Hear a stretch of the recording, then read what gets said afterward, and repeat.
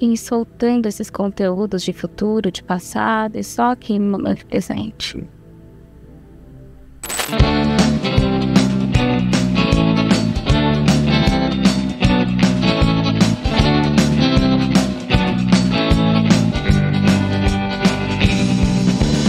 Olá, tudo bem? Bem-vindos ao TecCast, o podcast da Techers, uma consultoria de recrutamento, soluções para RH e tecnologia.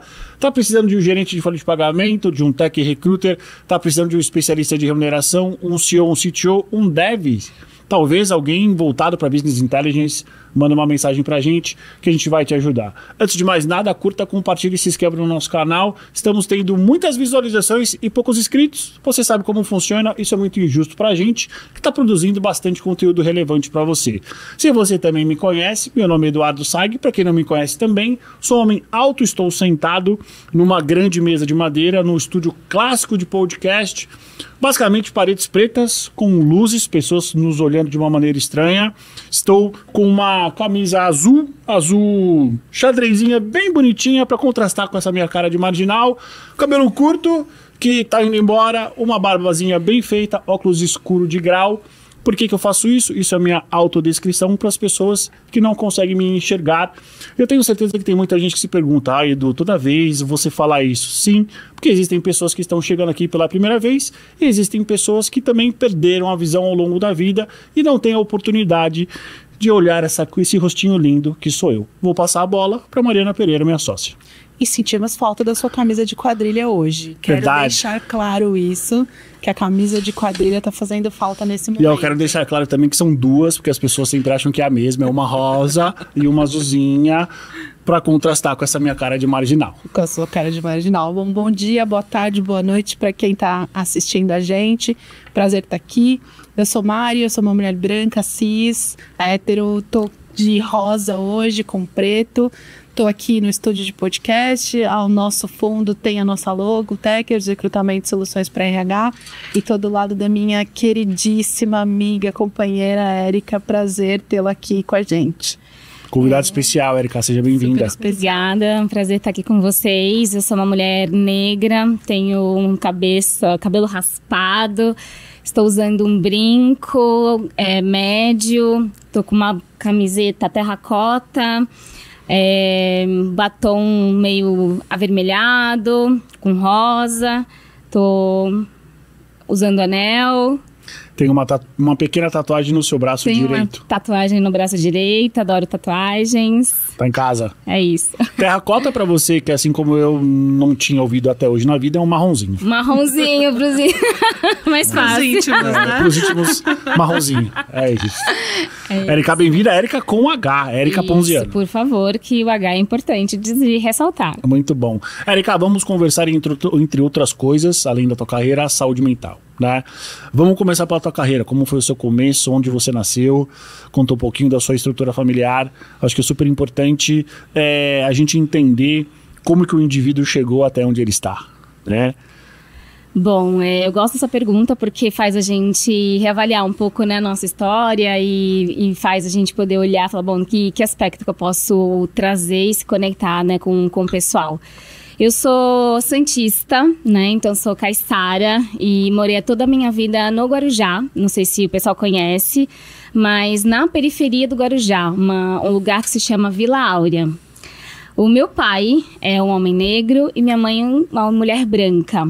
E o meu pai, eu nasci, sou a terceira filha de 2 homens negros. E quando eu nasci, foi no meio de uma escola de samba. Meu pai é presidente de escola de samba, de uma grande escola de samba lá do Guarujá, que se chamava Simpatia. E eu nasci num contexto assim Não era Simpatia, era Grêmio Recreativo, Escola de Samba, Simpatia, não é? Isso mesmo, enorme, assim. E eu nasci, assim, nesse contexto. Na verdade, minha mãe, quando estava grávida de mim, era a Porta-Bandeira. E eu nasci nesse contexto de muita gente na minha casa, com todos os tipos de pessoa, né? Dentro de uma periferia, imagina, minha casa era um barracão. E então, nesse contexto, foi a minha infância inicialmente, e até que o momento isso se acabou e a gente seguiu ali a nossa vida. Então, naquele momento, uma mulher que vem de periferia, pretas, com bastante dificuldade, né? Nunca passei fome, mas assim, sempre com muita dificuldade nas possibilidades e acesso. Restrito, recurso. Tudo muito restrito, né?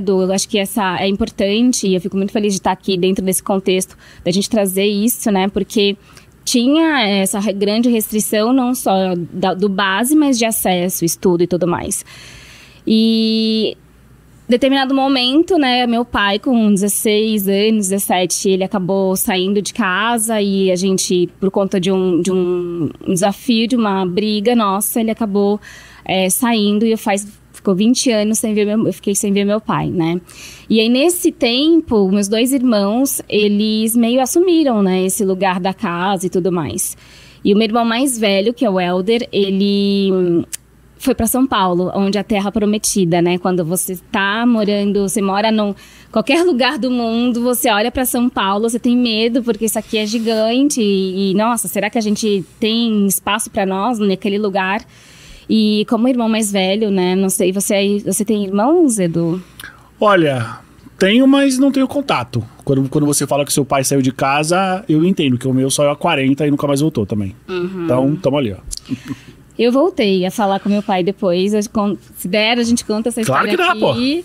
Mas essa parte do meu pai foi um dos grandes pilares e pivôs para onde eu tô aqui hoje, né? Então, meu irmão mais velho, ele abriu o caminho. Então, geralmente, o irmão mais velho, ele faz esse movimento, abre espaço para trazer os outros. E meu irmão mais velho sempre quis isso. Ele falava que ele queria tirar a gente dali. Ele queria que os irmãos dele tivessem oportunidade. E foi isso que aconteceu. Meu irmão foi a primeira pessoa a sair da vila e veio para São Paulo. Veio para São Paulo. E ele começou a estudar a parte de engenharia de tecnologia. Que ano que era isso? Ai... Lá atrás, 20 anos, né? Muito mais. Nem meu irmão tinha. tem 50 anos. Ele Nossa, visionário. Visionário, ele sempre foi. Meu irmão é futurista, totalmente. Ele via as coisas que não estavam nem possibilidades antes de acontecer. Ele falava, um dia vai acontecer isso, um dia vai ter isso, sabe? E ele veio fazer isso aqui em São Paulo. E a partir disso, ele começou a abrir espaço pra gente, né? Pros irmãos. Então, eu vim pra São Paulo com 18 anos de idade, com muita fome de vencer. Fome de vencer. Fome de vencer, né? Vale chorar nesses podcasts? Opa! Porque eu sou a pessoa que eu já falei que eu já me aceito, né? Emocionada, né? Eu sou a pessoa emocionada.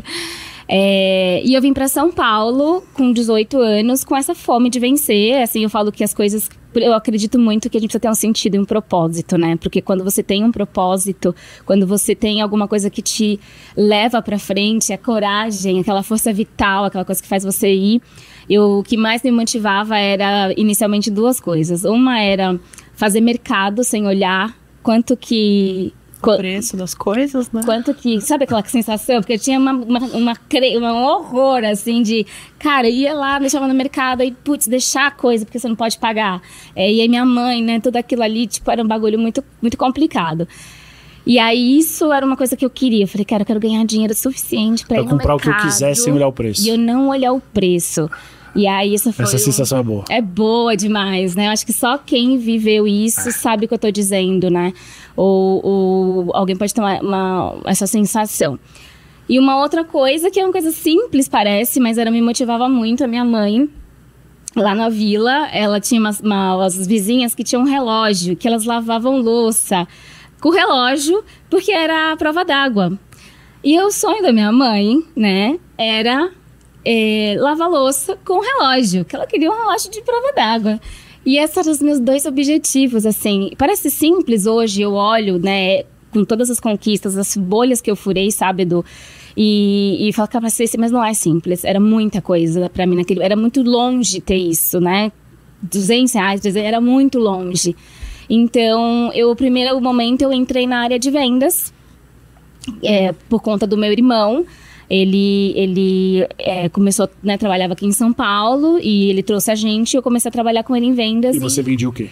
E aí, em vendas, foi quando eu vi assim, eu falei, depende só de mim ganhar dinheiro? Tipo, eu posso fazer... Depende só de mim? Depende só de mim? Não acredito. E eu entrei vendendo sistema contábil. E como que E como chegou esse momento? Você procurou um emprego, currículo, alguém te indicou? O meu irmão, o Seu Helder, irmão. ele trabalhava numa empresa de RP para contadores, né? Folha, fiscal. Que sistema que era? Se lembra? Sim, era da DP Comp. E era a época da Contimact, Folha Matic. Conheço. Folha Matic, conheço. Folha Matic, que hoje já foi vendida. Foi. Eu esqueci o nome da empresa que comprou. Ela, se não me falha a memória, ela é uma empresa americana que Isso. ela compra sistemas para determinadas classes, contador, advogado, e aí faz um portfólio. Isso, tá gigante hoje. Como que era o mercado? Como que era esse mercado, sei lá, 20 anos atrás? Porque hoje, quando a gente fala de venda para tecnologia, tem automação, tem uma série de metodologias de vendas. Mas como que era, sei lá, 20 anos atrás isso? Devia ser tudo mato, né? Tudo mato. Quando meu irmão me contratou, ele me contratou para eu ser, que hoje é bonito o nome, né? Aquela CDR, não é isso, pessoal? SDR. Lá é isso, era prospecção. Então, primeiro. Cold call mesmo. Oi, tudo bem? Meu nome é Érica e Plau. Cara, eu fazia, Edu, 100 ligações por dia, praticamente. E assim, como que eu enxergava, assim, na época? Eu não tinha, primeiro assim, eu era muito nova, eu era bem bicho do mato mesmo, quando eu cheguei em São Paulo, sabe? Saindo do Guarujá pra cá, então eu não tinha muito uma visão de, como que é o mercado, mas o que eu percebia que o meu irmão me trazia, era meu ícone, né, de vendas, aquele cara onde eu queria chegar, que ele é incrível até hoje. Eu via que era um mundo onde a gente tinha que ir muito atrás, né? Você tinha que ter uma organização muito grande, você tinha que ter uma disposição muito grande, porque não tinha esse negócio de receber lead, era você que tinha que todo dia alimentar isso aí. Gerar energia ali, sabe? Venda tradicional. Total, bater na porta todo dia da galera. E provavelmente não deveria ter internet, ou tinha já? Não tinha internet, mas assim, não era ainda a época do West Terrier, né, da IG lá, do discador, né, tava mais... Pouca coisa.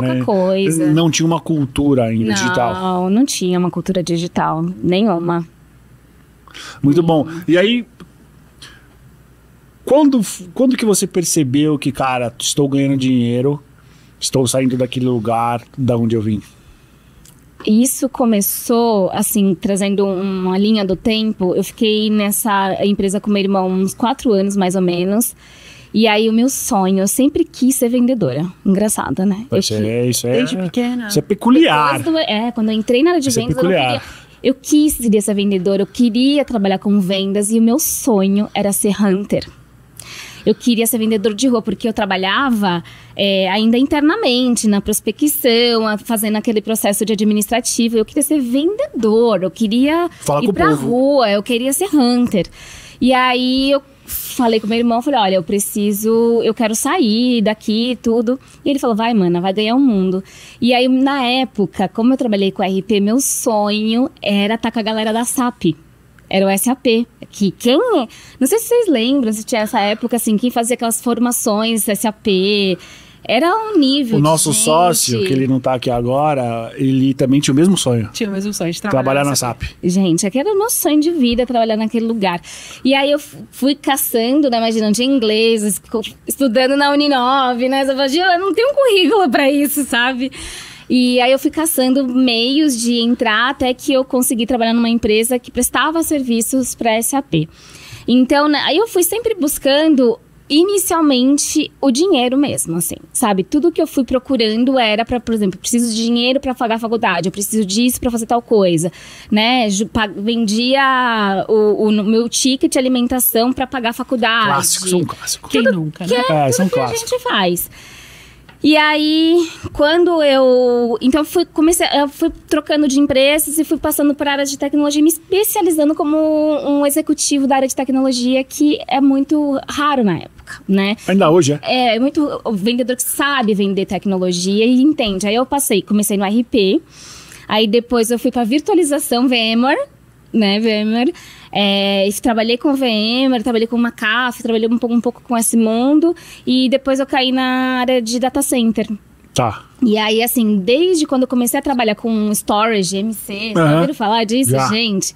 vendendo essas coisas. E aí isso começou a me dar mais parruda, que eram projetos maiores, com mais tempo. E aí eu comecei a ganhar... começar a acessar esse lugar do dinheiro, né? Érica, e como era ser uma mulher nesse contexto? Você era a única executiva? Não, não era. Já tinha Geralmente, na verdade, a gente tinha, nas equipes que eu trabalhava, tinha bastante mulheres, na verdade, como vendedoras, sim. E o pessoal da área técnica, o pré-venda, tudo isso, geralmente eram homens, né? Mas eu acho que o que mais a gente vivia eram os assédios, né? É mais nesse sentido que você percebia, assim. Hoje eu percebo. Sim. Que acontecia... Lá atrás, talvez eu não tinha muito essa noção do que estava acontecendo, assédio, violência. Se não fosse algo explícito, era, entre aspas, normal. Até hoje, né? Não é uma coisa que, assim, nós mulheres estamos aprendendo a identificar esse tipo de situações. Mas lá então tinha mulheres, assim, sabe? Não era só você desbravando um mundo de tecnologia masculino. Na área de vendas, não. Tinha um mesclado, assim. Então, o dinheiro começou a entrar e eu comecei a fazer essas conquistas, né? Porque eu achava, Edu, de verdade, que o meu problema ia se resolver quando eu tivesse dinheiro. Resolveu? Não. Piorou ou ficou igual? Piorou. Na verdade, quando eu falo piorou, porque assim, né, recortando essa história toda. Quando o meu pai, né, ele acabou saindo de casa e, né, sem dar notícias do que aconteceu, eu peguei aquilo tudo e coloquei num lugar muito escondido dentro de mim. Muito escondido. E onde, em vários momentos, as pessoas me perguntavam, por exemplo, e teu pai? Aí eu contava de todas as possíveis mentiras. Morreu, não conheço, já vi, de tamanha dor que existia ali. E quando que você teve acesso a esse baúzinho? Quando que você falou, cara, tem um baú que eu deixo escondido, eu preciso abrir esse baú, preciso resolver isso aí? Boa pergunta. Eu só fui descobrir isso quando eu saí do mundo corporativo, que eu adoeci com burnout. Porque até então, toda a minha motivação, tudo que eu fazia, porque eu sempre fui um trator, assim, cara. Era grana. Eu era um trator, assim, eu era a primeira de vendas. Eu queria, e eu gostava, eu era muito boa, eu queria ajudar os clientes, eu amava aquilo, e aquilo me alimentava, e eu tinha um vício que eu não conseguia parar, porque aquilo me alimentava e fazia que aquele lugar de ser na primeira, fazia eu me sentir ser vista. Reconhecida, porque eu não tive isso. Em casa pelo meu pai. Eu não inicialmente, né? Não sentia que eu fui vista, que eu era elogiada. Não tinha esse espaço ali, a não ser pela minha mãe, meus irmãos, mas aquela criança sentia isso. Então... Você quer ser reconhecida por ele, é isso? Reconhecida por ele, né? Essa era a grande, que depois eu fui, era grande, tudo que eu fui fazendo era pra falar pra ele, tá vendo? Você me abandonou, mas eu consegui, entende? Sim. Sim, né, Edu? A gente sabe que o quanto que isso pega. E aí, nesse momento que eu comecei, cara, foi pra local web, comecei a trabalhar, vender, me desenvolver. Só que e aí era muito sobre a Érica mesmo, sabe? Porque eu percebia que, hoje eu percebo, assim, que eu não tinha limites de trabalho. Eu trabalhava muito, eu sempre dizia sim, nunca estava suficiente. A gente é da área de venda, a gente sabe, é uma área ansiosa por si. Pra quem trabalha com vendas, tem um ditado que ele é muito cruel, mas ele é verdade, vendedor não tem passado, não é? Quem não ouviu isso? O tempo inteiro. Por quê? Porque não interessa o quanto você vendeu hoje, você tem que vender hoje. Perdão, não interessa o quanto você vendeu ontem, histórico. Você tem que vender hoje. Isso, exato. Isso com o passar do tempo, dependendo de onde você tá, do seu contexto, é um forno. É isso. Vai te queimando. Minando, né? Minando, porque você não tem respiro. Não tem. O único dia que o vendedor fala assim, nossa, é no dia 1º do mês. Porque zerou. E assim, até o meio-dia. À tarde, você já tem que ir de novo lá, porque tem reunião, a próxima reunião. E aí, isso juntava com uma pessoa que era o prato perfeito. com ascendente em Capricórnio, super responsável, gostava do que fazia. Mas qual o signo? Eu sou touro com Capricórnio. Pé de boi. E aí, então, um prato cheio pra aquilo ali me alimentava. E assim, sem consciência, sem autoconhecimento, desconectada de si, com um passado muito, com histórico de dor ali atrás, fez com que eu fosse e não olhasse mais pra nada, sabe? E, inclusive, meu casamento começou a impactar. Eu comecei... Não tinha outra coisa a não ser mais importante que a minha carreira. Tudo aquilo era importante. E aí eu via que eu ganhava dinheiro, mas do mesmo jeito que eu ganhava, eu gastava. E eu cheguei a um momento que eu tava ali, eu me via com uma casa, via que eu comprei o negócio que eu queria pra minha mãe, eu via que eu fazia tudo por ela. Mas eu comecei a me ver adoecendo. Ô, Érica, você concorda que a gente já conversou sobre isso, né? E a gente ouviu de uma amiga próxima que só tem burnout a pessoa que ama muito o trabalho. Você concorda com essa afirmação? Com certeza. Porque tem o excesso, né? O excesso. Amor e de um reconhecimento e é quase inatingível, porque quanto mais você tem, mais você quer, que tem muito a ver com você gostar muito daquilo que você faz. Eu concordo, eu concordo porque eu sempre amei vender. Eu sempre amei sentar na frente do cliente, ouvir o que ele precisava e ajudar ele. Então, para mim, não era sobre vender, era sobre conhecer mundos, conhecer pessoas. Então, só que eu fui me perdendo, porque eu tinha uma expectativa que o problema era o dinheiro só. E era, óbvio, tinha uma questão de necessidade inicial de sobrevivência básica e tudo mais. Mas eu achava que quando eu encontrasse o potinho de ouro e fizesse casar, ter um apartamento legal, tudo. Sonho americano. Uma empresa, incrível, que a Local foi uma das melhores empresas que eu trabalhei na minha vida, com uma equipe incrível. Eu achei que ia estar lá. Só que não começou a dar ruim. Eu comecei a ter crise, herpes recorrente, candidíases recorrente, problema no estômago recorrente, ansiedade, trombose. Eu comecei a ficar muito doente. Isso quando burnout não era conhecido, saúde mental menos ainda. Era chilique de mulher. Frescura. Edu, eu não tinha ideia do que estava acontecendo comigo. Eu não tinha ideia do que estava acontecendo comigo. E aí, assim, tudo isso começou a me dar uma frustração muito grande, porque tudo aquilo que era inicialmente a minha motivação de fazer todo esse movimento e ajudar minha mãe a ter conquistado e tudo isso, eu comecei a questionar, será que tem mais alguma coisa? Pra que eu tô fazendo isso? Começou a surgir perguntas na minha consciência de questionar todo aquele movimento que eu tava fazendo, sabe? E não deu mais, assim, eu chamo sabe? isso do dia seguinte da vitória.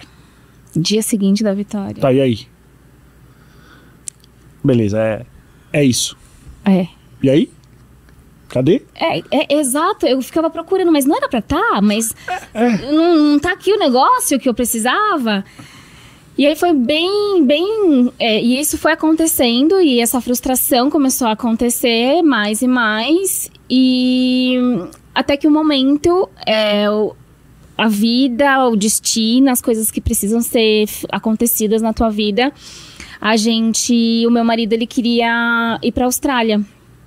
E aí ele falou, puxa, que a gente já tava bem mal, porque eu tava bem desconectada de tudo, né? Quando a gente tá adoecida, a gente tá desconectada do corpo, da mente, do espírito, de tudo isso. Ele falou, eu vou pra Austrália e, você quer continuar? Porque vamos lá, dá um tempo, porque, não tá dando. E eu tava assim, ó, ascendendo, crescendo. E aí eu parei, refleti, eu falei, bom, eu nunca poderia imaginar que... Imagina, eu venho de periferia, ir pra Austrália, estudar inglês, nossa, vai ser incrível isso pra mim. E aí eu larguei, aí eu falei, lá internamente, na época, conversei com o pessoal e foi super legal. Eles super me deram um apoio e eu decidi sair na época por um ano pra fazer o intercâmbio. E aí eu fui pra Austrália. Como foi esse período? Então, aí é ali que foi uma mudança muito grande, porque quando eu cheguei na Austrália, eu falei, bom, beleza, agora com um ano vamos estudar e viver a vida. E aí, quando eu cheguei na Austrália, eu comecei a me deparar, assim, sabe quando você tá dentro de um sonho que você não consegue ver, e aí você para e você olha pra tua... É como se você para e consegue olhar de volta pra você mesma, pra você mesmo. E aí, lá na Austrália, eu comecei a viver. Eu comecei a perceber que eu não tinha ideia do que eu gostava. Eu não sabia quem eu era sem ser a executiva. Eu não tinha hobby. Se eu perguntasse, o que você gosta? Eu não sabia responder. Você era o seu cargo? Sim. Eu era o meu cargo. E aquilo me dava... Eu não sabia quem eu era, né, Edu? E aquilo era tudo que eu... Imagina, para aquela menininha da periferia tá aqui, olhando todo aquele mundo, tá, era tudo para ela. Mas não sustentou. E aí, quando eu decidi sair, fui pra Austrália, eu falei assim, tá bom, agora eu não tenho mais esse crachazinho aqui, eu não tenho esse... Mas o que ficou? E aí eu comecei aí que a jornada do herói começa a dar uma mudança, porque foi lá que eu comecei a acessar o autoconhecimento. Quando que a Índia surge? A Índia surge depois que eu volto pro Brasil. Eu entro numa outra empresa, fico pouco tempo, porque aí aquela mesma Érica que não se encaixava mais naquele espaço cinza, não se conversava mais. E aí eu comecei a mergulhar no autoconhecimento, e aí um momento eu tava em busca de um sentido espiritual.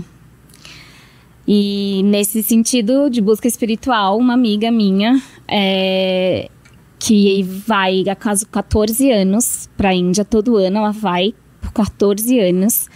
Ela fala pra mim assim, eu tava bem assim, tentando entender, né, porque eu tava no processo de me autocurar, de conhecer mais sobre mim, de fazer toda essa jornada. E ela fala assim, bom, você precisa ir tem uma pessoa que eu quero muito que você conheça, que é a Ama. A Ama é uma líder, uma das maiores líderes espirituais da atualidade, né? Grandes pessoas, né, vão conhecer ela é reconhecida pela ONU, enfim. Ela é reconhecida como se fosse uma guru, uma santa lá na Índia.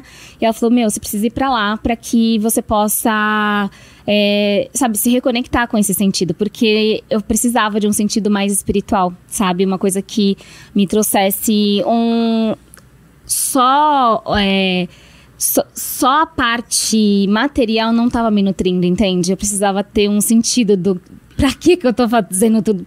Não é possível, tem alguma coisa a mais, assim, sabe? Quais ferramentas antes dessa viagem você experimentou?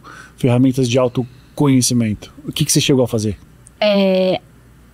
Então, primeiro eu fui fazer algumas formações, né, e nessas formações eu fui me conhecendo, então comecei ali com o coaching, aí depois eu conheci o PNL, depois eu conheci a hipnose, que foi uma ferramenta muito interessante, depois eu fui conhecer as medicinas da floresta como uma maneira de ter autoconhecimento, mas o que deu total diferença e que eu falei, aqui é o meu caminho, foi a meditação.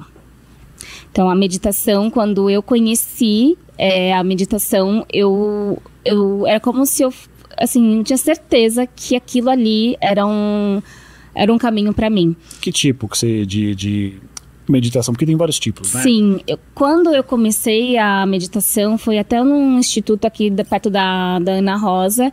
A primeira vez que eu fui num templo, num centro de meditação, ele falou pra gente colocar uma vela e ficar observando a vela. Difícil, isso é difícil pra caramba. Tipo, fica um minuto. Aí eu lembro que, assim, quando eu parei a primeira vez e fiquei observando alguma coisa, eu me assustei muito, porque eu consegui perceber a minha cabeça. Eu comecei a perceber o que estava acontecendo aqui dentro, sabe? E então a meditação que eu comecei a acessar e que é minha base, que eu sou instrutora hoje de Mindfulness, foi a base da atenção plena, e que foi um dos motivos que eu fui para a Índia, para me aprofundar também da onde veio tudo isso, como que Buda pensava, o que estava acontecendo, porque eu percebia que todo o meu adoecimento era porque eu não estava em contato comigo. Eu estava no piloto automático. Em nenhum momento eu parava e falava assim, bom, o que está acontecendo aqui? Sabe a normose? Tem um termo do Roberto Crema, que é um psicólogo transpessoal, que ele fala, gente, normaliza o que não é normal. É o síndrome da normose. Então, essa normalidade que é a adaptação, né? Você vai colocando normal. Não, tô com uma dor aqui, não tempo. Deixa eu tomar um remedinho pra melhorar. Nossa, tem um aperto aqui no estômago. Não, deixa eu fazer, não sei. A gente vai normalizando tudo. E essa normose me levou pra doença. Porque eu não parava pra ter pensamento crítico. Tipo, coisa básica, o que eu quero? Então, aí eu fiz muito isso. Aí a meditação foi assim, e pra mim, é a principal ferramenta. Ela abre para um monte de coisa, mas a meditação, pra mim, é a principal ferramenta de despertar de consciência. Ô, Érica, e como foi chegar na Índia?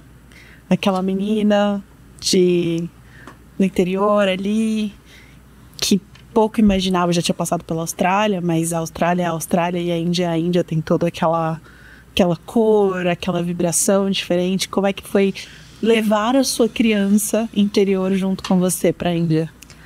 Ai, gente, assim, não sei quanto que o público, que eu acho que assim, tem aqui dentro desse grupo, acredita, mas assim, eu acredito muito em energia, né?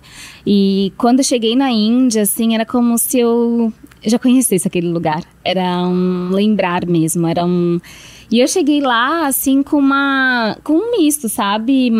Era um misto de alegria, de orgulho e de vontade mesmo de conectar com... Eu queria sentir o amor, sabe? Parece tão filosófico, mas assim, eu queria, sabe, assim, algo que eu pudesse ser feliz, independente do que está acontecendo externamente. Essa era o que me movia, sabe?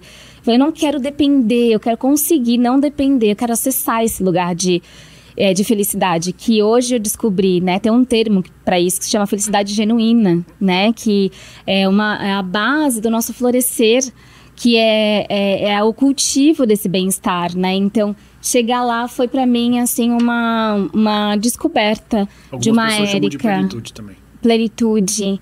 Que não tem, né? Impossível dizer, mas eu consegui lá na Índia ter uma experiência, assim, no retiro. Eu fiz um retiro de 7 dias de silêncio lá. Legal.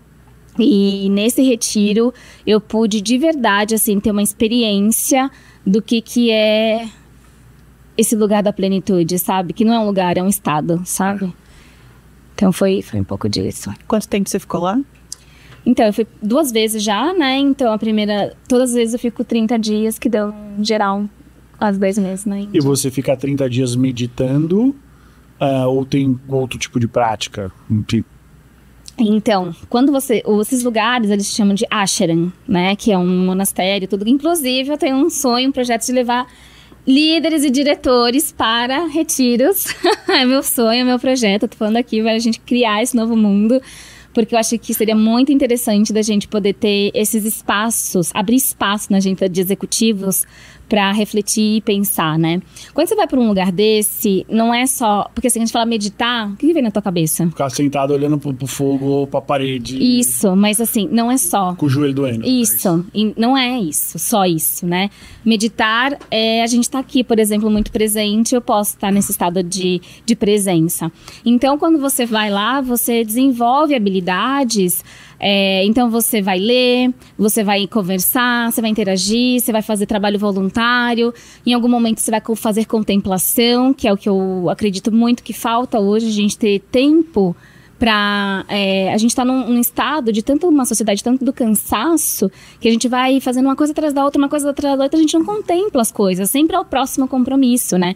Então, quando você vai nesses lugares, ou um retiro, ou você faz uma pausa estratégica, que é esse convite, você tem esse caminho. Então, lá você conversa, você trabalha, você tem satsang, tem ensinamento do professor ou do guru que está ali para te ensinar alguma coisa.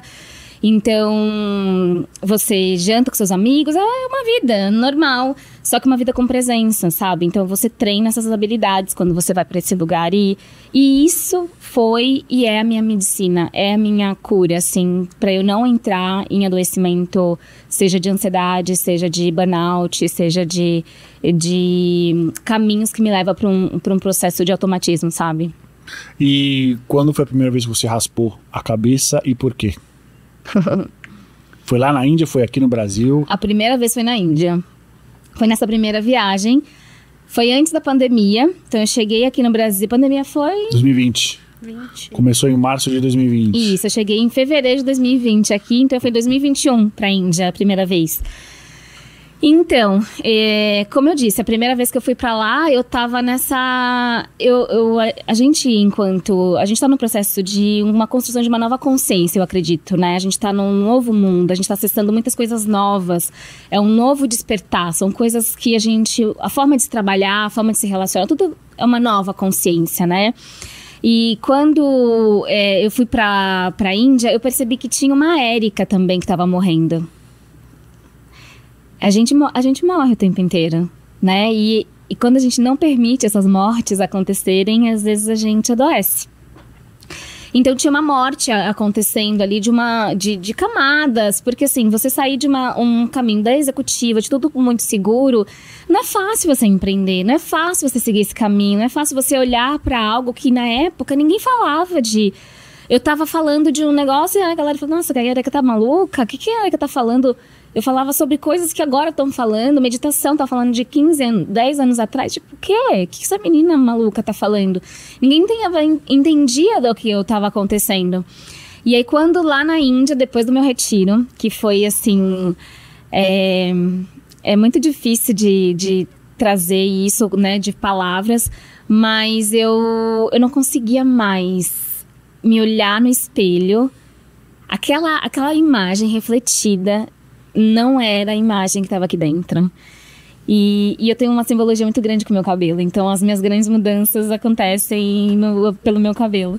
E aí, o cabelo, ele foi... E me veio mesmo um impulso, uma vontade de fazer essa expressão dessa mudança, dessa nova Erika, pelo cabelo. E como foi você voltar pro mundo ocidental e que o cabelo feminino tem toda uma simbologia nele e você careca? Uma expressão do feminino. Como é que foi a sua percepção sobre a percepção das pessoas? Então, para responder essa tua pergunta, eu vou pegar esse gancho que a Má falou, né? Primeiro sobre isso, né? O estereótipo que todo mundo tem sobre feminino, né? Porque ser feminino tem um jeito de se fazer, um jeito de ser e uma determinada forma. Então, tá muito no consciente de todo mundo exatamente como uma mulher deve ser. Exato. E quando eu chego no Brasil e a primeira, né, que agora tá assim, mas eu tinha passado a Gillette, tava... Brilhando, careca tava brilhando. E um resgate ancestral também, veio um monte de coisa em cima disso. E o seu esposo, quando você falou, amor, vou navalha? Ele falou o quê? Vamos aí? Com certeza, ele é desse. E aí eu tenho uma foto com ele é careca também, tem foto eu e ele careca, assim, super engraçado.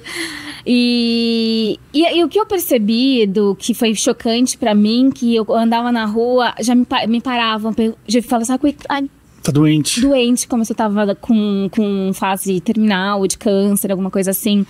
Ou porque eu fazia parte de alguma determinada religião, né? Seja qual for ela. Ou achavam que eu eu estudo muito budismo, mas assim, ou que eu era uma monja.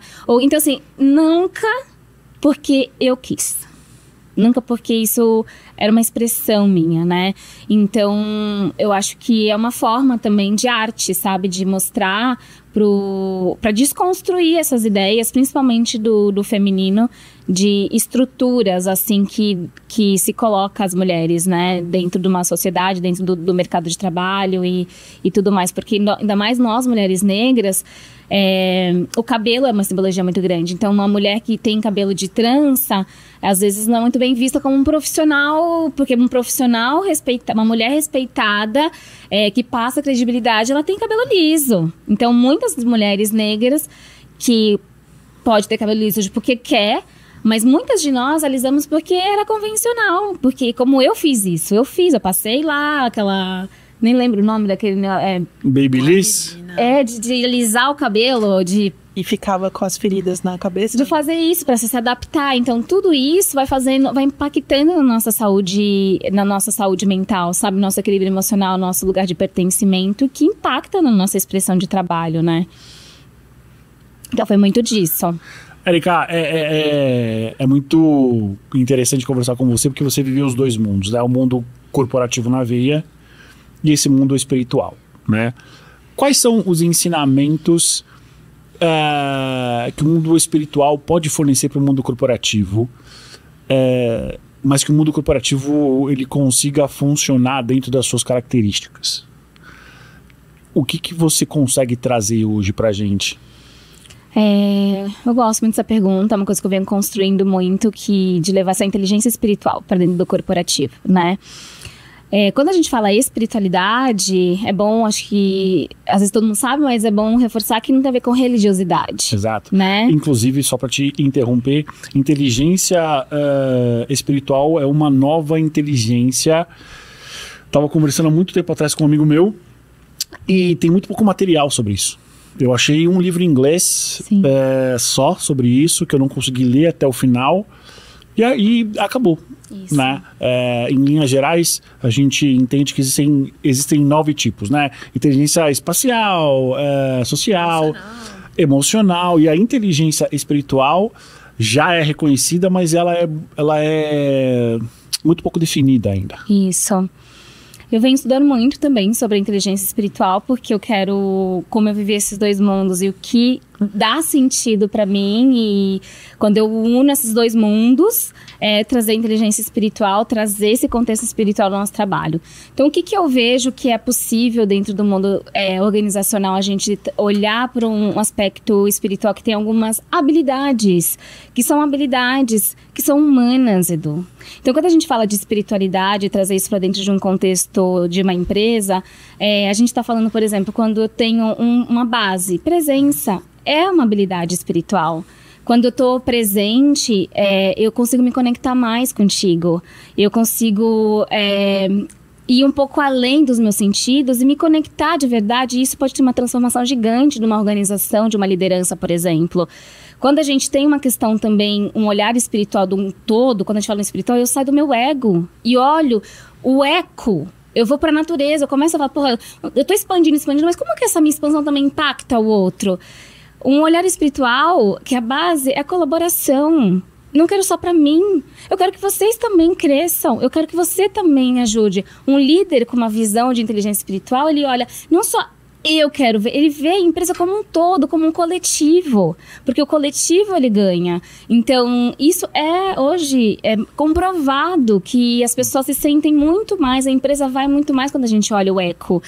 Então, outra habilidade espiritual que eu vejo muito lá na AMA, né, que é uma grande líder que a gente vê, é essa confiança. E a confiança, ela vem, quando a gente tem uma comunidade espiritual, por exemplo, vem de eu trazer verdade daquilo que é vulnerável dentro de mim.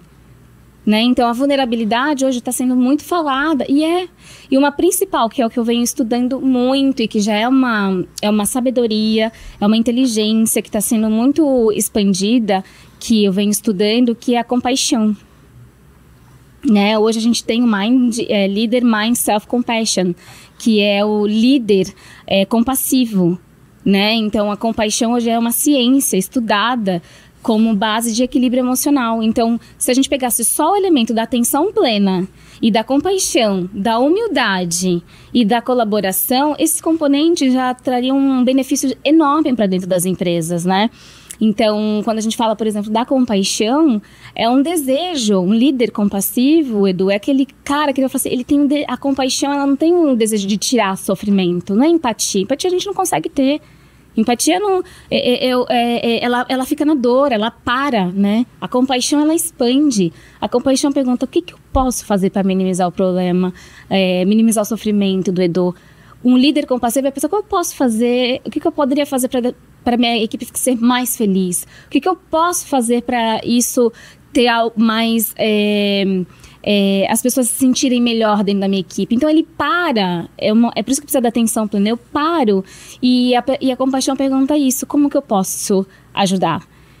Temos uma pergunta? Da plateia? Mas antes disso, não se esqueça, curta, compartilhe e se inscreva no nosso canal. Vamos lá, plateia. Você falando de felicidade, de espiritualidade, até de religiosidade, até de comportamento, para as empresas, para o mundo corporativo, que são muito focados em dados, em KPIs, em coisas mais palpáveis, como que você consegue implementar isso dentro da empresa, convencer os grandes líderes de que, olha, para você pode ser muito subjetivo, mas hoje temos resultados. Como que você consegue convencer eles disso, já que não é algo que eles estão acostumados? Boa pergunta. E para eu responder ela, eu vou por alguns caminhos, tá? Primeiro, tá tendo aí umas reflexões sobre ROI e VOI, né? Sim. Então, a gente tá participando de um novo mundo. A gente tá participando, nós somos futuristas. A gente tá olhando algo que nem todo mundo tá olhando. E tudo que é novo tem resistência, né? Então, acho que esse é o primeiro ponto. Explica o que é o ROI e o que é o VOI para quem não conhece. O ROI é o retorno de investimento, né? Então, você fez um investimento e você quer ver o retorno e ali eu tenho os dados daquilo. E agora tá trazendo esse VOI que é o valor daquilo que eu faço, né? Então, tem um valor em cima que às vezes não tem uma mensuração efetiva de um dado específico. Mas hoje, assim, o que eu vejo, tá? Primeiro, quando eu levo, por exemplo, vamos falar de compaixão na sua empresa, né? Vamos falar sobre atenção plena. A gente tem algumas camadas. Primeiro que a gente já enxerga hoje que o comportamento e que o adoecimento das pessoas e que a falta de sensação de pertencimento, a falta de sensação de felicidade, de propósito, tá impactando no final no negócio. Com certeza. Né? Então, esse custo do profissional de a gente não olhar a prevenção dele, o custo de olhar para a doença é muito alto. Né? Isso tem números e números nesse sentido. Por uma contrapartida, quando eu vou falar com uma executiva, um RH que quer olhar isso, a gente está hoje tentando atrelar em alguns pontos onde a gente enxerga dados de neurociência que mostra pra gente o retorno disso. Ao mesmo tempo, eu sou muito sincera, gente, que a gente vai ter que aprender e se conectar sim com alguns pontos subjetivos, porque a subjetividade, ela vai ter que começar a fazer parte do nosso processo de avaliação também, porque como que eu vou mensurar consciência, né? Como que eu vou mensurar, por exemplo, o momento onde a pessoa, ela ia responder de um jeito ali numa reunião, ela respondeu de outro. O momento que ela percebeu que ela falou, poxa, eu preciso dizer não hoje pro meu chefe, porque se eu não fizer isso no meu inegociável, eu vou adoecer. Eu preciso colocar um limite aqui. E isso são comportamentos que a gente dá que traz uma prevenção e que a gente começa a ter mais um work-life balance ali. Então, quando eu, hoje, para algumas empresas, eu mostro os dados neurocientíficos sobre as vantagens dessas práticas que eu estou trazendo, que não é uma viagem na minha cabeça e que sim, tem dados que a gente vê. Uma pessoa autocompassiva, ela é menos crítica, ela lida melhor com o perfeccionismo, ela lida melhor ela sabe se autorregular e o valor disso, qual é o custo, ela tendo ou não. Esse é um ponto. E também, geralmente, a gente está se conectando, tem empresas que não vai ter jeito, não vai se conectar com isso ainda, sabe? Então, isso também acontece. E as empresas que ainda, talvez, tá focada e só entende que resultado tem a ver apenas com quanto que eu tenho ali no fim, só o resultado, não importa o que aconteceu, o faturamento é o que só que me importa e não como que essas pessoas estão no meio do caminho e não entende que pessoas mais saudáveis, mais felizes, mais conectadas, com uma sensação de pertencimento vai me trazer um resultado maior, a gente vai mostrando todos os dados, mas também tem empresas que não tá para o diálogo e tá tudo bem, sabe? Não sei se te respondi. Aproveitando, conta um pouco da One Mind. One Mind. Conta um pouco dela, o que ela oferece como serviços e como que se dá essa jornada, talvez, de expansão de consciência. Ela é diária? Ela é, sei lá, eventual? Como é que é a entrega disso? Volta um pouquinho e conta como é que você concebeu, por que você abriu a empresa. Foi através desse propósito, de tudo isso que você estudou? Sim. Eu passei por 2 etapas, como você falou, eu conheci os 2 mundos, e depois quando eu conheci esse mundo, eu falei, nossa, eu não quero voltar jamais pro corporativo. Não quero isso, assim, queria ficar aqui nesse mundo espiritual. Mas eu era uma executiva, trabalhava no mundo das empresas, e em um momento eu tava... parei assim, olhei e falei, como que eu posso realmente ser útil hoje, sabe? O que eu posso fazer com tudo que eu vivi? E foi nesse momento que nasceu a OneMind, que me veio assim, eu já tinha me especializado, né? Me formei no Einstein, fui fazer psicologia, transpessoal, fui estudar muito, mudei literalmente fui para essa área da saúde, porque tudo aquilo que eu estava aprendendo, de uma certa forma, era para eu aplicar em mim inicialmente. E é interessante você falar a área da saúde, porque neurociência tem uma parte significativa que associa ela a negócio. Perfeito. Que é saúde. É saúde. Sem saúde não há vida, sem saúde não há negócio, sem saúde não há resultados, não né? Tem nada. Não tem nada. Que é uma consciência que, por isso da OneMind, né? Que aí eu falei, bom, isso me ajudou muito, a meditação me ajudou muito, autoconhecimento me ajudou muito.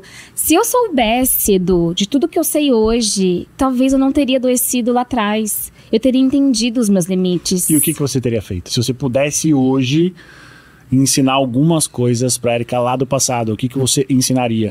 Eu falaria para aquela Érica, reserve tempo para as coisas que você gosta. Aprenda a dizer não. Negue trabalho de domingo. Valorize os seus dentro da sua casa. Dê tempo para isso. Conecte com as suas amigas. Faça momentos de lazer. Vai buscar uma nutrição daquilo que não te dá só resultados. Financeiro, né? Resultado financeiro. Fazer coisas que não te dá efetivamente... Que você tem que competir. É simplesmente você descansar. E diria para ela, se ame, se cuide mais. É isso que eu diria. E por conta disso, eu pensei, falei, poxa, deve ter muitas Éricas lá atrás que eu posso apoiar e despertar. Pode ter muitas Éricas ali que acham que só ela tá sozinha. Porque eu olhava e eu achava que era só eu que sofria. Que só eu era a ansiosa, a que tinha medo, que achava que não ia dar conta. E não é. Tá todo mundo assim, mas ninguém conta, né? Então, a OneMind nasceu com esse propósito de olhar para prevenção. Então, Antes que aconteça. Antes. Então, eu acredito que a nossa relação de uma questão cultural, né? Uma questão antropológica do brasileiro, da América Latina, com relação do trabalho, tem uma questão com o colonialismo, tem um monte de questão que nós não sabemos descansar. Nós não sabemos relaxar. Lá no Einstein, as minhas professoras, elas falam assim que agora relaxar é uma habilidade socioemocional. A Elisa fala isso.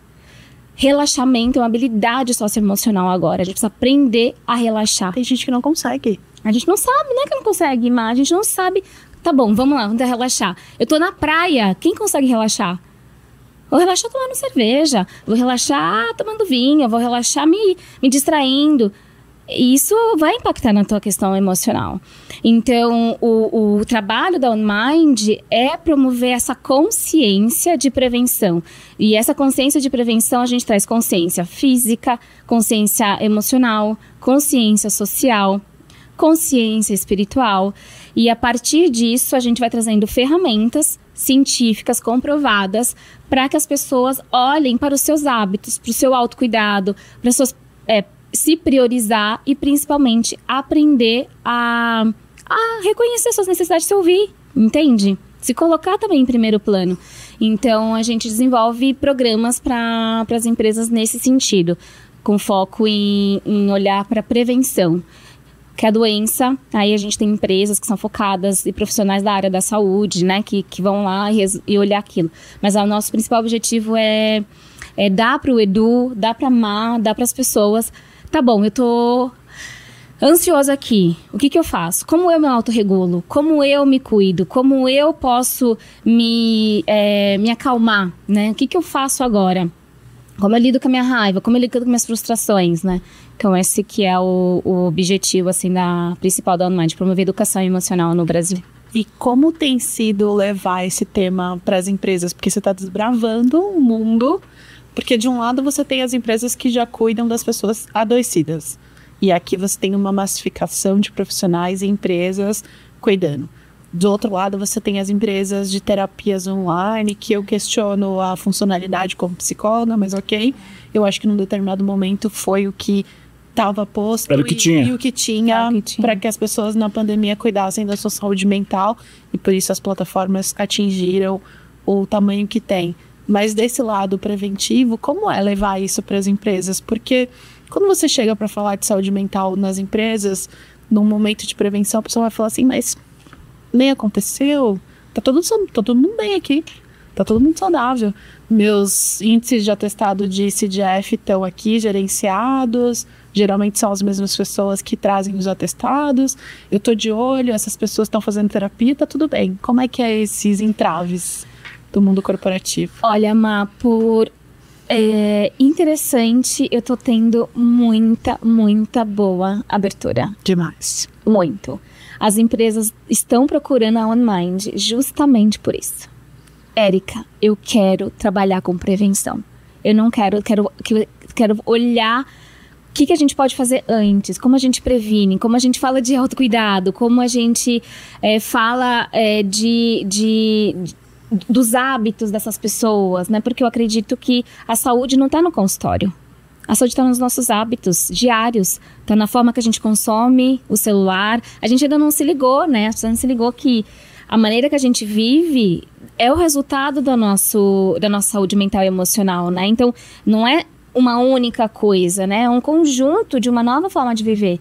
E eles estão super interessados nesse diálogo, sabe? Procurando a gente justamente porque, obviamente, também, no final a gente vê que pode não estar tendo algum afastamento, alguma coisa nesse sentido, mas o custo de lidar com alguém que adoeceu eles já também entenderam que é muito, muito alto, né? Então, peraí, deixa eu investir em educação, deixa eu dar também autonomia para as pessoas emocional, que eu acho que isso que a gente precisa fazer desde da escola. As crianças têm que aprender, a gente precisa aprender sobre as nossas emoções, a gente precisa dialogar sobre isso, né?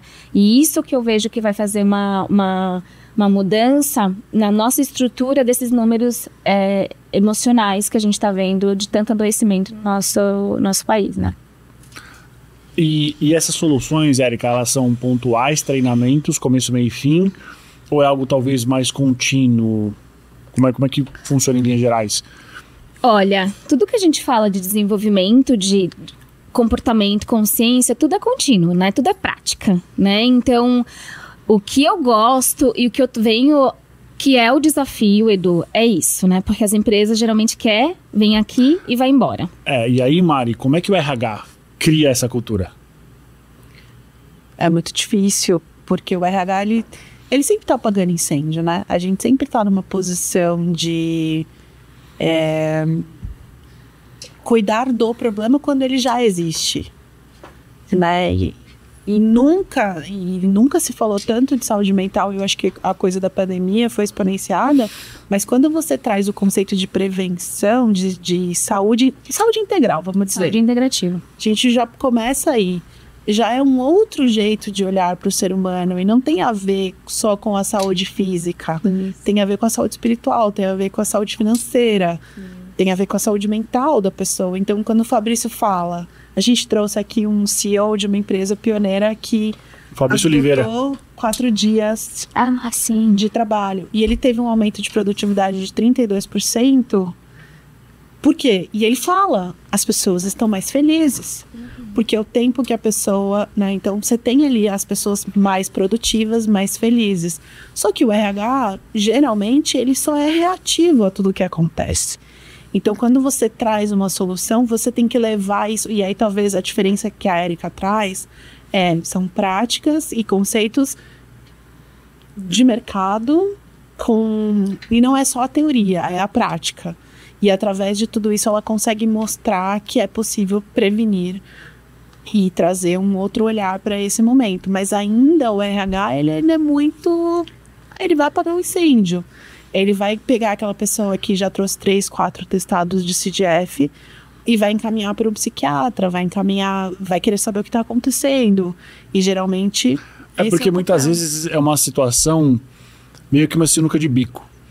Porque se eu trago essa filosofia da Érica antes de ter alguma coisa, estou dizendo que a empresa pode ter um problema que eu não consegui resolver.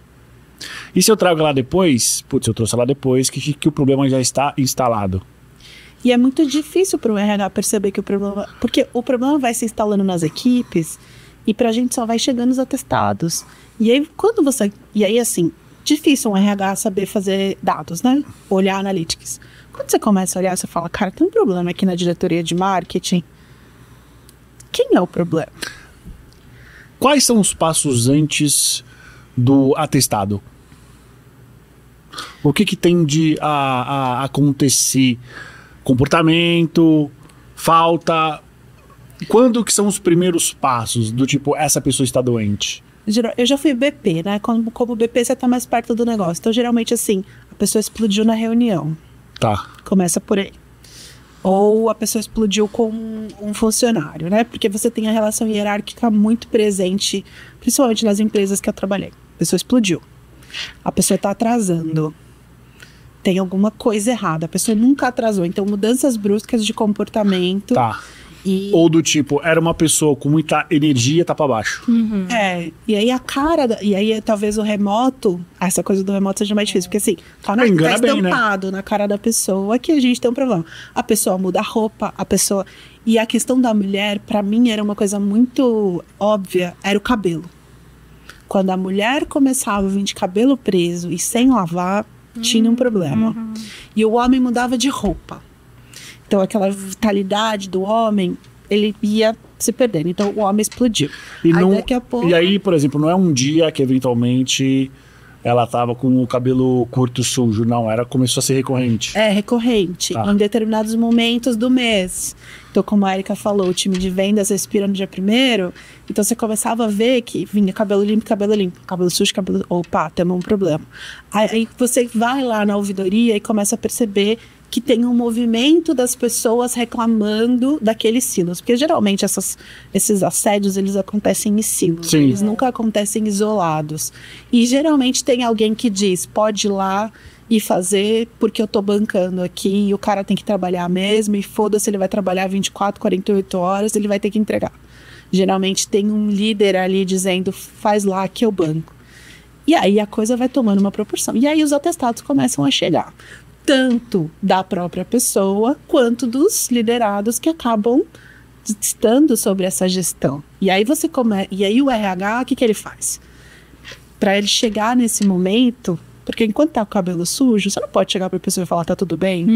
Eu percebi que você tá com o cabelo sujo, tá tudo bem? Mas você começa a perceber, e aí você vai descobrir, meu filho tá com câncer, eu tô endividado. O problema é que muitas empresas, Mari, talvez a maioria delas, a conta de padaria você tem um profissional de recursos humanos para 100 a 500 funcionários. Você acha que o BP vai perceber você com o cabelo sujo? Eu tinha 4.000. Pois é, cara, não é impossível. É impossível. Eu tinha 4.000. E aí a gente começava a olhar pelos dados. Então, excesso de falta, excesso de atestados, reclamações dos clientes, porque era uma empresa de serviços. Sim. Então os clientes começavam a reclamar que os prazos não estavam sendo atendidos, explosões em reuniões, a pessoa começa a ser mais ríspida, porque a pessoa vai ficando sem paciência, né? A pessoa começa a ser mais reativa ao que ela não era, e aí as conversas começam. E aí, assim, você como RH, você tá ali, só que você tem 3.999 outras pessoas. Então, o RH, ele infelizmente, ainda hoje no Brasil, é reativo a tudo isso. A gente não consegue ter um olhar analítico e preventivo, e talvez por isso que a solução da Érica esteja vindo com essa força, porque você não consegue. E o que você encontra no mercado, quando você vai para o mercado, eu fui para o mercado procurar soluções, vamos dar um treinamento de mindfulness, vamos ensinar as pessoas, mas é um negócio isolado. Então, sabe o desenvolvimento de liderança? Sim. Eu coloco todo mundo no melhor hotel da No Vila hotel. Galé. Boto a galera tomando Black Label, sexta, sábado, domingo. Só que segunda-feira ela vai tomar aquele cafezinho na máquina. E é um negócio isolado dentro de um contexto muito maior, que é o que a Erika fala. A saúde mental, ela é contínua. Então não adianta eu vir e trazer a melhor monja. Eu lembro que a empresa ia pagar 70 mil reais para trazer uma monja. Eu falava, gente, pra quê? Vocês vão trazer a monja vai falar um monte de coisa aqui e a pessoa no dia seguinte vai olhar para a caixa de e-mail dela, que vai ter 200 e-mails, e vai falar, comece por onde? Porque nada muda. Assim, nada muda e não tem como mudar nesse desenho. No desenho que é hoje. Perfeito. Porque se o colaborador está tendo problemas de saúde mental, a primeira pessoa que, na teoria, deveria perceber é o gestor. Isso aí. Só que o gestor, primeiro, ele muitas vezes é o grande assediador, ele é o grande motor de todo esse assédio. As pessoas do time muitas vezes estão na mesma onda. O RH, cara, só por um milagre. Então ele precisa trazer para ele a responsabilidade das práticas. E tem um ponto, né? Às vezes quem é o assediador é o RH. Sim. Eu vivi numa empresa na qual nós do RH éramos incentivados a assediar as pessoas. E incentivados a dizer assim, não vá no canal Conversa Ética falar sobre nós, porque vai vir pra gente e a gente vai demitir você. Era explícito. A gente tinha um e-mail na nossa caixa de e-mail que a gente podia falar isso.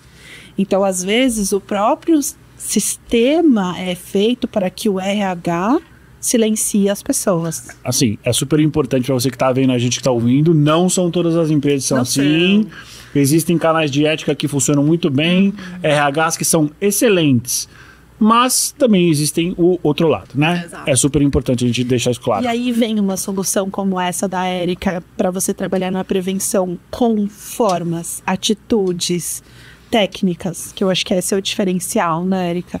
Que te ensinam a lidar com aquelas situações para que eu não exploda numa reunião. Isso é mágico. E hoje eu não conheço nenhuma outra empresa que tenha uma solução como a dela, entende? E na época não tinha e eu não consegui encontrar a Erika. Talvez se eu tivesse encontrado, talvez tivesse tido uma outra solução ali para um problema estrutural de um RH muito assediador ali na empresa onde eu estava. Acho que essa palavra, né, é sistêmico, né? É estrutural, é sistêmico. E assim, o que eu vejo é... enquanto a gente entra na empresa, fala assim, nossa, eu vou conseguir resolver o problema dessa empresa. A gente sabe, a gente trabalha consultoria, a gente não vai resolver o problema de um cliente. Não dá nem pra gente querer ter essa pretensão. A gente gostaria de mudar a cultura, de estar lá com o tempo. Não dá. Mas o que faz sentido para mim, enquanto a gente vai entrar nas organizações, é isso. Vem plantando muito. A gente não precisa fazer algo gigante. Não, vamos fazer no contínuo. É melhor fazer algo que... Não, 20 horas. Não, vamos tentando diluir, vamos conversando, vamos fazer isso gradativo, vamos fazer um programa contínuo, gerando espaço, diálogos, trazendo ferramentas para que essas pessoas possam também despertar, porque eu fico me perguntando, a gente conversou disso, né? Uma pessoa que está naquele momento de sofrendo diversas situações, como eu estava lá atrás, assédio, dificuldades, a vida... Tem um ser humano ali que pensa. Então, esse ser humano, a mudança talvez... quando a gente vai falar de pensamento sistêmico, se não está vindo assim, vai ter que fazer assim a mudança. Quando vai falar de pensamento sistêmico, né? Teoria de pensamento sistêmico. Vai vir daqui de dentro, vai vir desse miolo, dessas pessoas começarem a se incomodar e a coragem de talvez... Bom, esse sistema aqui não tá... Isso aqui não é bacana pra mim, dessa forma não tá funcionando. E a gente explodiu porque a gente tá num momento que tá desafiador, mas também propício para esse tipo de diálogo e propício para dizer diferente da gente de 20 anos atrás, né? Então, o meu principal missão mesmo, enquanto eu e toda a equipe lá, é poder promover esse desenvolvimento, tanto nessas lideranças, para ter uma consciência dele aprender, porque eu acredito que liderança começa consigo, né? Começa com você saber se autocuidar, porque se você não se prioriza, se você está se criticando o tempo inteiro, se você não consegue ver o melhor em você, o que você vai fazer com a sua equipe? Você vai olhar só o que falta. Nunca tá bom aquele líder que só que te critica. E a autocrítica gera um dos fatores, acho que você é especialista em burnout, é um dos fatores de burnout. A pessoa não se sente suficiente. Então, a gente olha para esse líder. Primeiro, autoconsciência. Depois que eu tenho autoconsciência, ele sabe se automanejar, ele pode levar isso para não gerar cultura de cansaço dentro da sua equipe. Esse é um ponto. Com as equipes, a gente promover autonomia emocional, autonomia de geramento, de pensamento crítico. E elas, dentro desse processo, começar a corromper esses sistemas que normose, a gente foi normalizando as maneiras abusivas e tóxicas que a gente veio vivendo dentro de várias relações dentro das organizações. E aí tem uma coisa, Edu, que a gente tem discutido muito, que é a coisa da coragem, no sentido de que às vezes a pessoa que está submetida a uma situação dessa, ela até tem uma mini autopercepção de tudo que está acontecendo, só que ela não tem coragem. O ambiente está ali muito tóxico, as coisas estão muito difíceis. E para mim é uma coisa que, né, eu falei muito para Érica, para mim coragem é pulsão de vida. É aquilo que te leva a subir num palco para falar com 400 pessoas, mesmo você tendo medo. Coragem não é ausência de medo. Coragem é, mesmo com medo, você vai e você faz. O mundo corporativo, ele não te encoraja a ser quem você é. E isso tem a ver com segurança psicológica. Isso tem a ver com ambientes de ausência de segurança psicológica total. E você vê hoje muitas organizações que nem sabem o que é isso. Quero voltar nisso. Perguntas?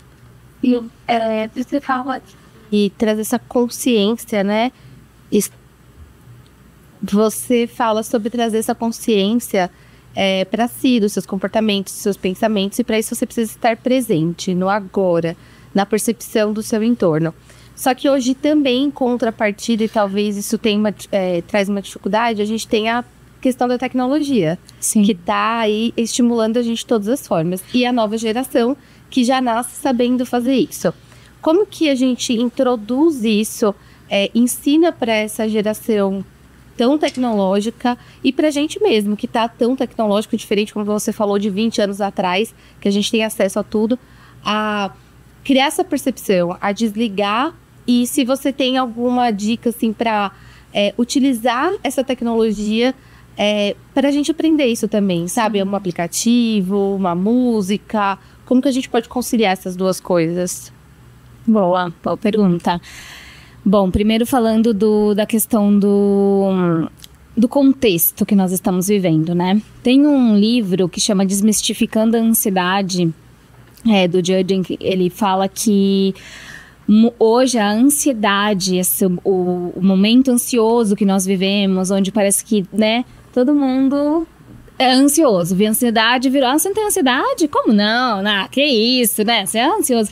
Então, e ele traz um dos fatores, que óbvio, a ansiedade são inúmeras camadas, mas um dos fatores que ele traz é esse excesso de disponibilidade.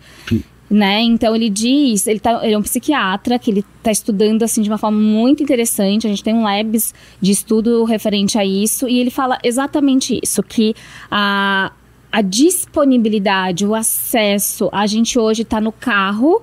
Enquanto a gente está no carro, está no trânsito, peraí, deixa eu pagar rapidinho aqui no Nubank, deixa eu comprar um tênis que estava precisando, enquanto o farol, tudo está o tempo inteiro disponível. Então, a gente não tem mais o espaço de ócio, de espera, como no passado a gente tinha, que era muito importante esse processo. Então, sim, a gente está vivenciando um modelo de mundo onde a gente não vai ter como parar isso. Pelo contrário, e a quantidade de informação vai cada vez mais chegar.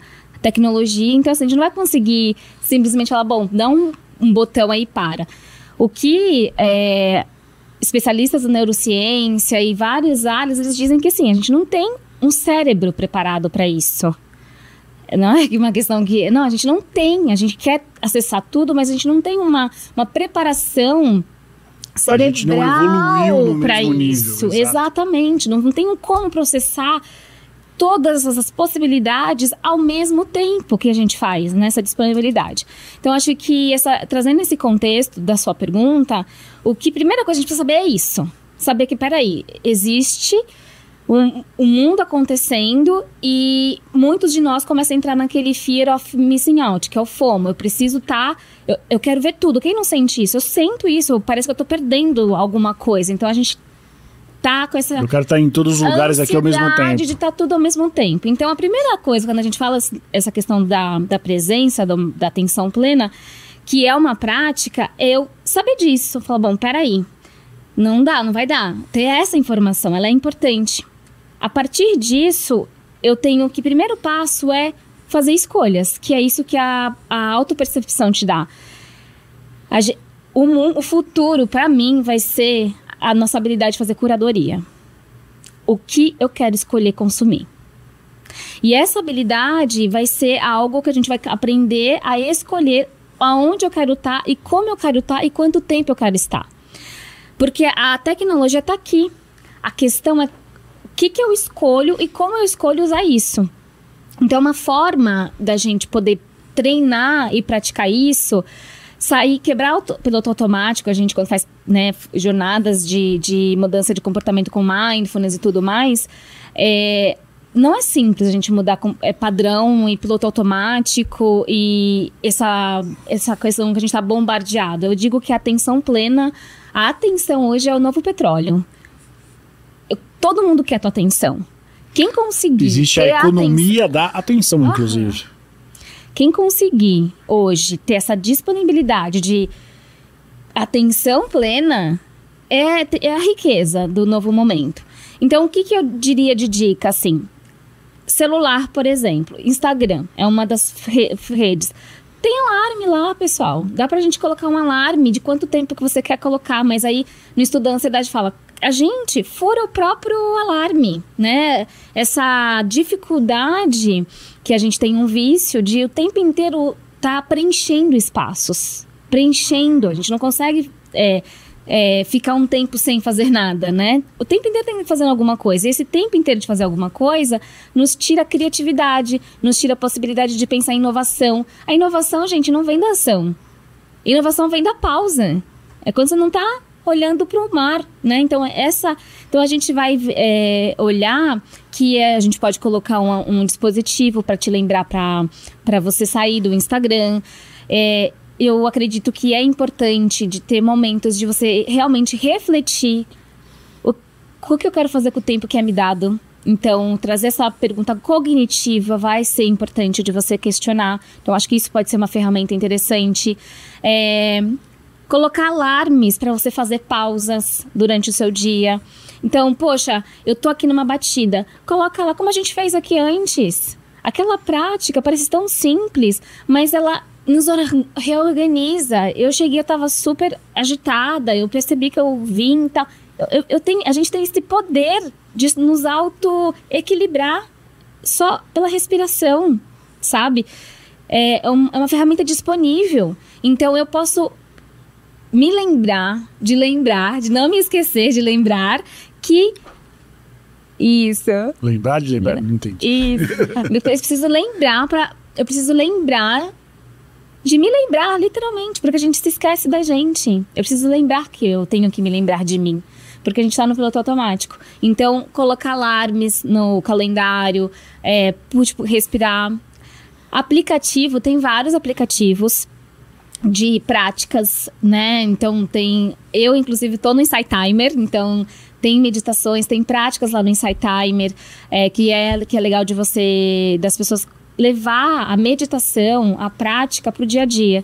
Então isso eu posso, por exemplo, tô aqui conversando, a gente tá aqui conversando, eu tô presente aqui com a Érica, eu coloco uma intenção de atenção, né? E aí eu tô viajando, deixa eu voltar, eu tô agora, porque... E essa prática de se distrair e voltar te gera consciência, te gera autoconsciência. E é uma prática, não tem um passo a passo, sabe? São uma intenção mesmo de eu estar presente no que eu fizer. Tudo é meditação, desde que eu esteja presente. Talvez ressignificar o tempo livre que nós temos. É isso, Edu. Porque o que a gente faz no tempo livre? Vai pro TikTok. Ressignificar o que a gente tem que fazer alguma coisa sempre. E antes o TikTok te avisava, não sei se vocês lembram no começo, o TikTok te avisava, você está há muito tempo aqui. Hoje ele não, hoje ele Hoje fala, não, você tá há fica pouco tempo, faz tempo que eu não te vejo aqui. São sistemas, gente, sistemas que Foram criados para isso. criado para isso, para gerar o tempo inteiro essa dopamina, essa necessidade de o tempo inteiro estar recebendo uma recompensa de algo.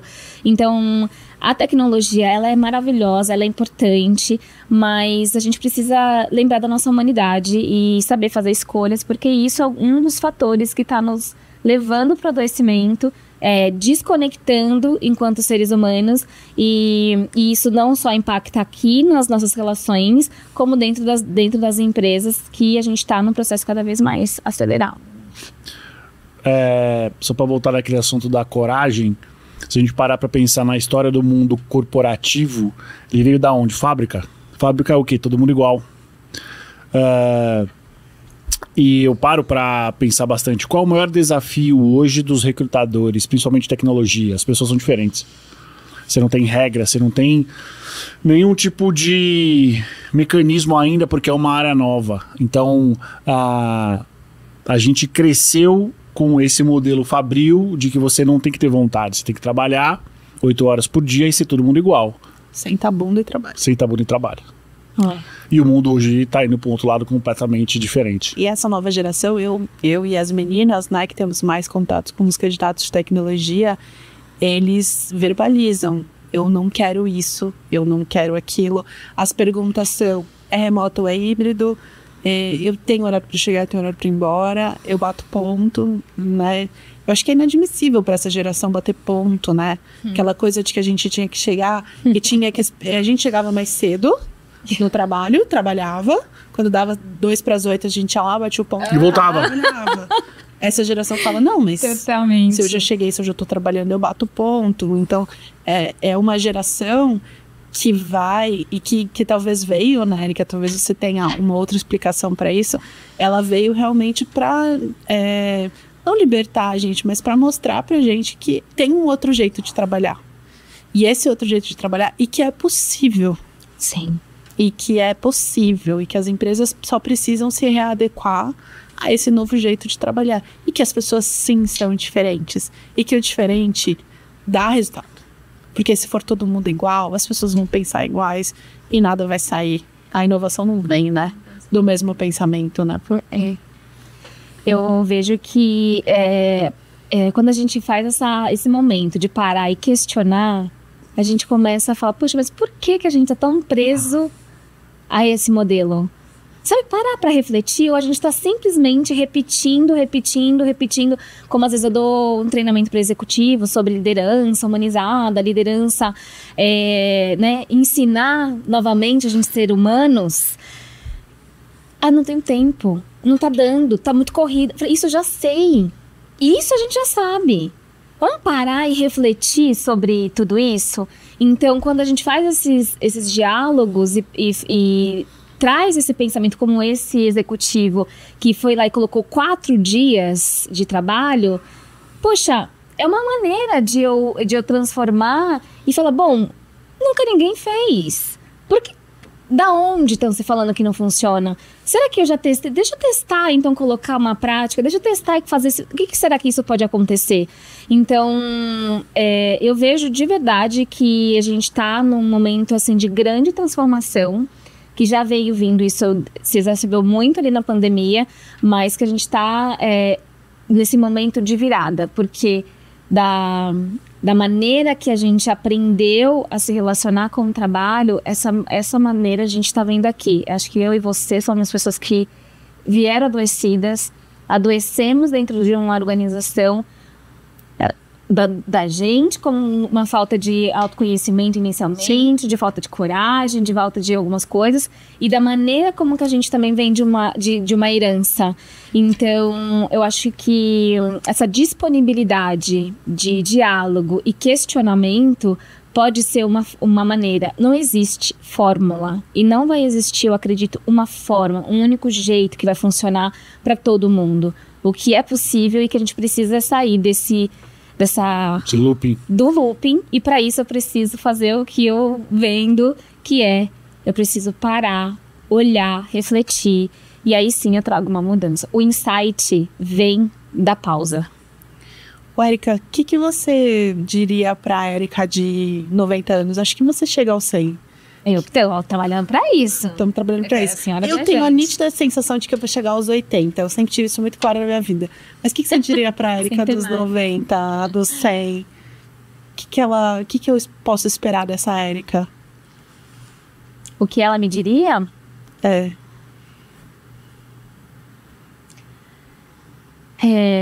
Ela me diria assim que... confia, acredite que tudo isso que você tá... Toda a minha jornada, tudo isso que me transformou naquilo que eu sou, que é possível eu continuar levando isso pro mundo. Pra eu não ter medo de falar sobre isso nesses lugares. E que o mundo, ele precisa relembrar, as pessoas precisam relembrar, no fundo, que a gente é muito... Que o trabalho, que a nossa maneira de existir, no final, é para que a gente possa aprender a se relacionar. Eu acho que ela me diria que no final, todo mundo volta para casa como um ser humano, e se a gente não lembrar que existe um ser humano todos os dias por detrás, a gente não consegue. Eu acredito que a gente não vai conseguir humanizar de verdade, relembrar a nossa potencialidade, a nossa essência enquanto ser humano, sabe? E isso acho que faz muita diferença quando eu olho nos olhos e estou disponível para essa pessoa e falo, não só...